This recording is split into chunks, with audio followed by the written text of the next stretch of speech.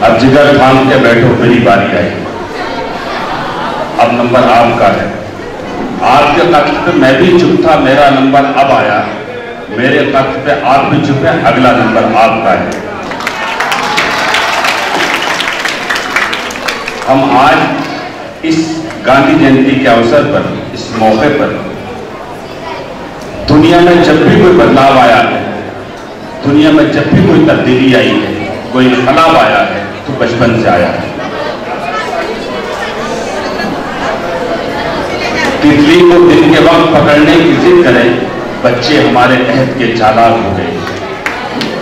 सबसे पहले अंजुमन रियाजुल इस्लाम primary school के बच्चों से मैं बहुत अदब से गुजारिश करूंगा, इस यकीन के साथ कि खुदा के फजल से सब इंतजाम कर देंगे, गजल पे आए तो मतले में काम कर देंगे। एक आगाज होना चाहता है अंजुमन रियाजुल इस्लाम प्राइमरी स्कूल के बच्चों से एक ड्रामा गांधी की जिंदगी पर, उनकी शख्सियत पर पुरजोर तालियों से इस्तकबाल करें। एक पूरी ताकत के साथ उन बच्चों का इस्तकबाल करें, वो बच्चे आए और अपनी खूबसूरत ड्रामे का एक मंजर ये है कि मैदान में शिकारी नारा में कुछ बच्चे खेल रहे हैं और दूसरी जानिब कुछ औरतें कुएं से पानी निकाल रही है और कुछ खड़ी है।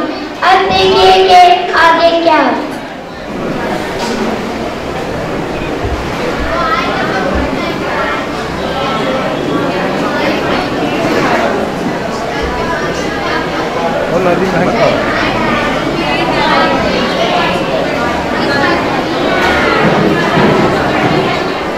तुम दोनों यहाँ पानी लेने आए हो?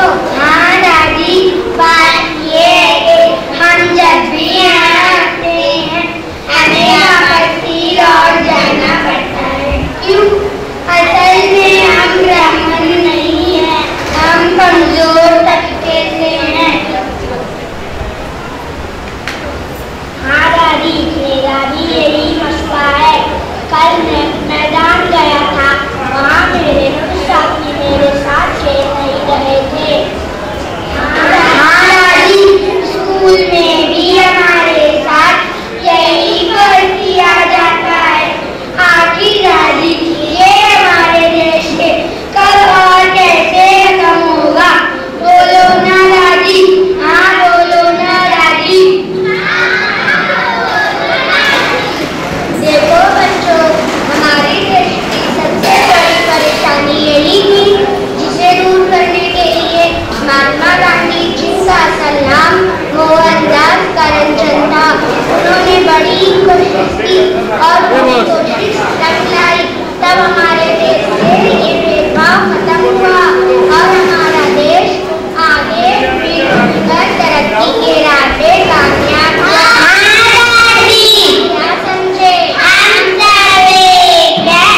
एकता मेरी तरक्की है। जय हिंद।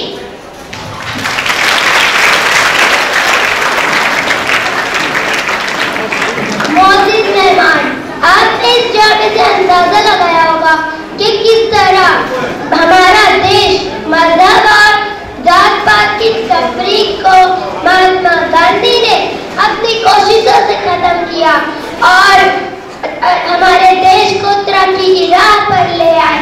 लेकिन आज मैं आप लोगों से ये पूछना चाहती हूँ, क्या हमारा देश गांधी जी के सपनों को सजाए रखने में कामयाब रहा है? नहीं ना। आज भी हमें गांधी जी के सपनों को सजाए रखने में जात पात की तफरीक को मिटाकर इंसानियत का परचम बुलंद करना होगा और एक कौम बनकर आगे बढ़ना होगा और अपने देश को तरक्की वाला मुल्क बनाना होगा। इसी बात को मैं एक शेर के साथ खत्म करना चाहती हूँ। पुजारी, अहिंसा का पुजारी, सत्य की राह दिखाने वाला, अहिंसा का पुजारी, सत्य की राह दिखाने वाला, ईमान का पाठ पढ़ा गया हमें वो बापू लाठी वाला।